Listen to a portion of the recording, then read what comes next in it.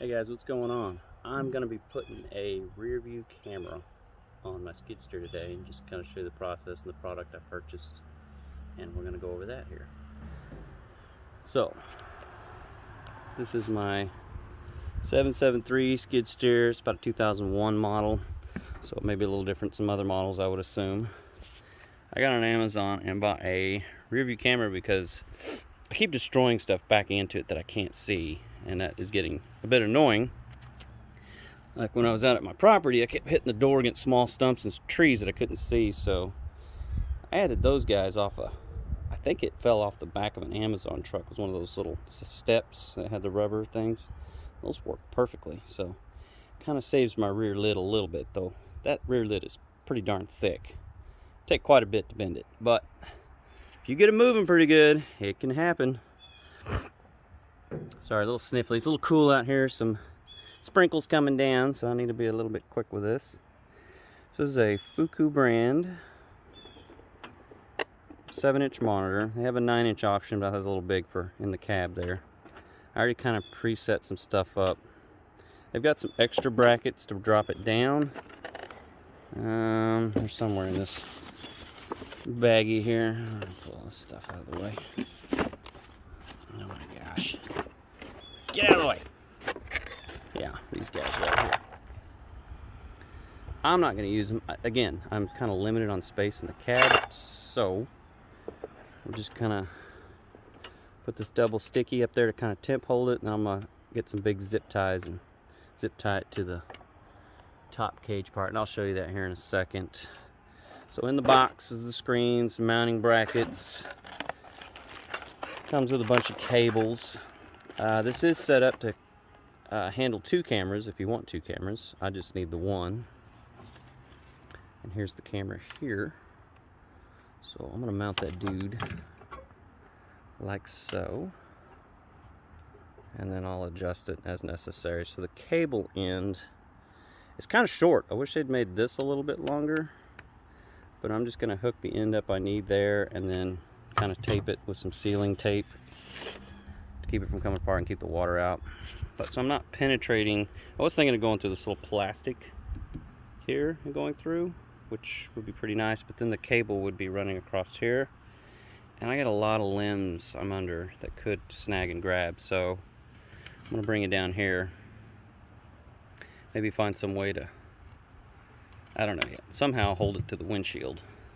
They do make those little adhesive clip things. I might do that. But I took my air filter plate off. It goes right across the back here. I'm just gonna go under here, cut a hole in my filter, and just run through this little gap right here. And there's the filter on this side, the cab filter, and it's basically straight through. So I'll go through that one, cut a little hole in the filter, and then come up. Actually, I might come to this side. I don't know yet. Somehow I'm going to come up and over and make sure I don't get in the way of any fan motor movement. And then just come up on the inside. Oh, let's take this with me. No. Ah. So, as you can see, it just goes clearly through there. So I'm going to come up there, somehow maybe, I don't know, try to tuck it in there. I don't want to take this whole thing down, but we'll see. I might go that far with it.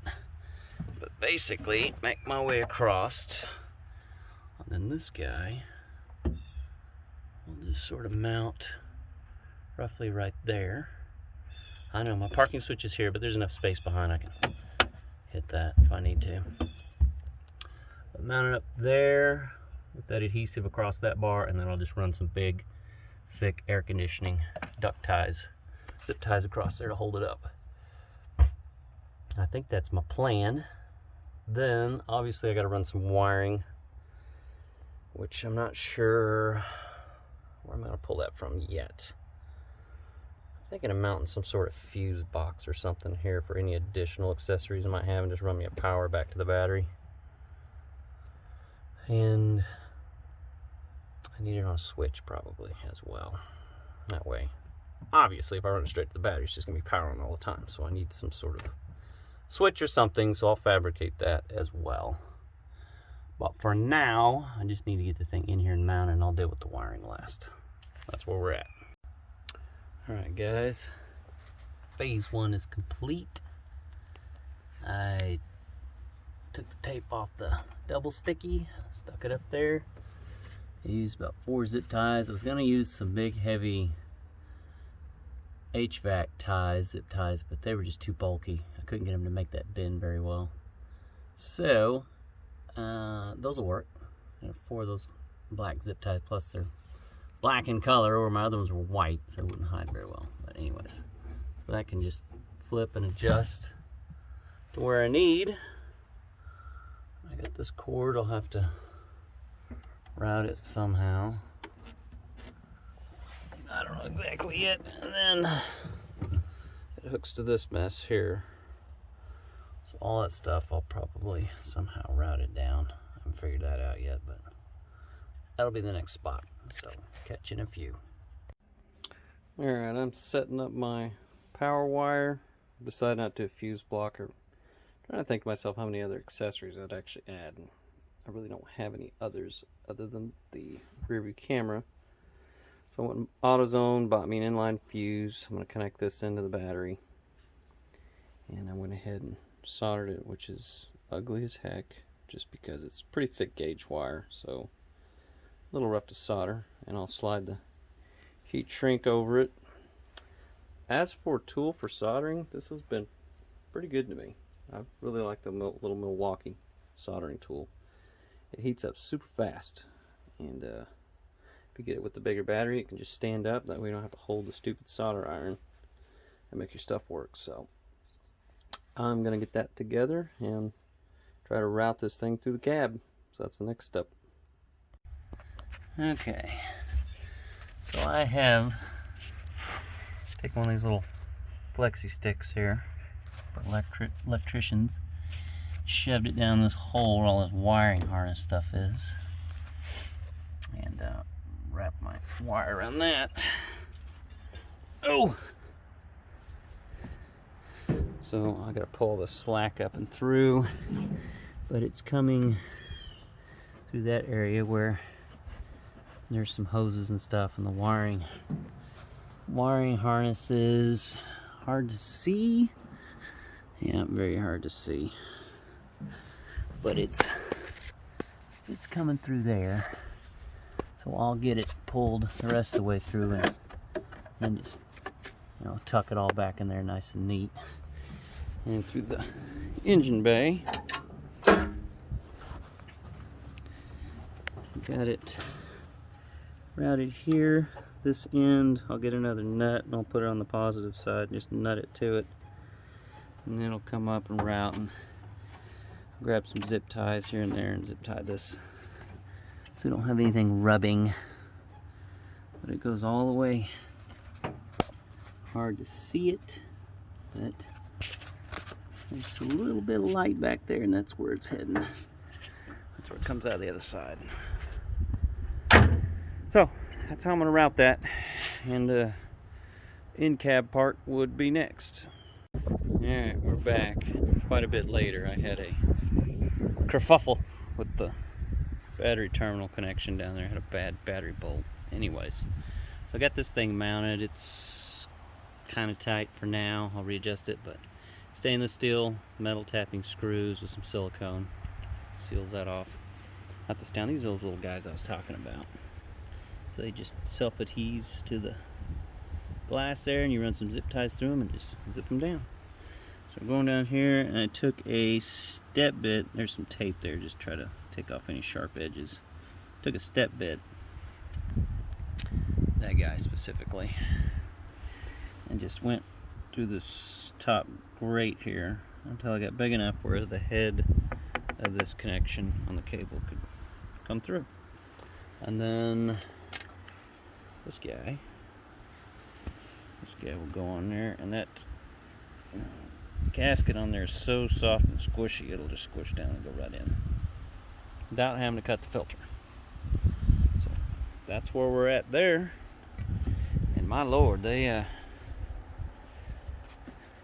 give you enough cable, you could circle the earth, it seems like. That is one line. I thought it was 2 in the package, but it's a bunch. So that's probably all I'm gonna get to today. I'll finish up at some point. All right, it's been a couple days. We've had some fun stuff here with the weather. I'll show you in a minute, but I'm gonna get back on this skid steer and get this camera done. So yeah, kinda got a bit of a mess on my hands here. So I have limbs stacking up everywhere. We had a pretty good ice storm. Came down and ripped down a lot of stuff. But where I'm at with this, I did get the filter on. As you can see, the line just kind of squishes around it. I might put a little silicone on that just to seal it. But this thing stays in storage. It doesn't get wet very often. Only every once in a while. And that big spool is just kind of going to have to sit up there. I'll probably zip tie it to those lines or whatever so it's not scooting around when I'm using it. But yeah, I need to get the wiring and everything figured out, and I'll show you the next step in a bit. Alright, I had to take a quick second here and show you this thing.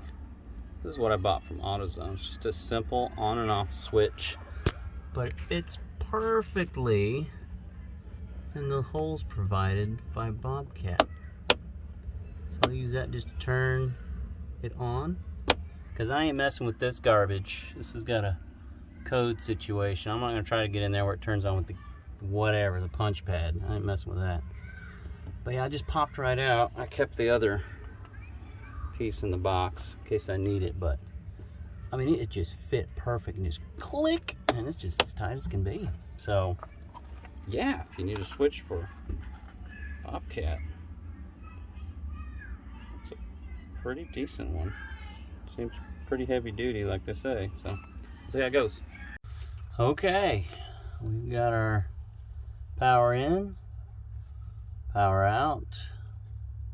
Got me a ground off of this, so I'll wire it in. This is a trigger line for reverse lines and the second camera, which I don't need, so I'll put a little tape on the end and just tuck it up in the hole. So now I've got the system fired on and marked, so I know which one's my AV1, it's AV2, and I'll do something with that. But it's on and it's looking pretty good. So that is that's that. So I'll get her all tucked up and catch you in a minute. Alright, she's all buttoned up. The back part of the plastic where the screw holds on broke on that one, and it just basically crumbled to little pieces. So longer screw and a washer holds it in place. And I did some, you can't see because it's getting dark, but I did some zip ties. Just kind of shove that roll back there. That's about all I can do with that. But it power. Oh, how cute's a little truck. There we go. It's up and running. Alright. Well, if you're thinking of doing this on your skid steer, hope it helps, or whatever else you might be installing. Well, decided to share it. Thanks.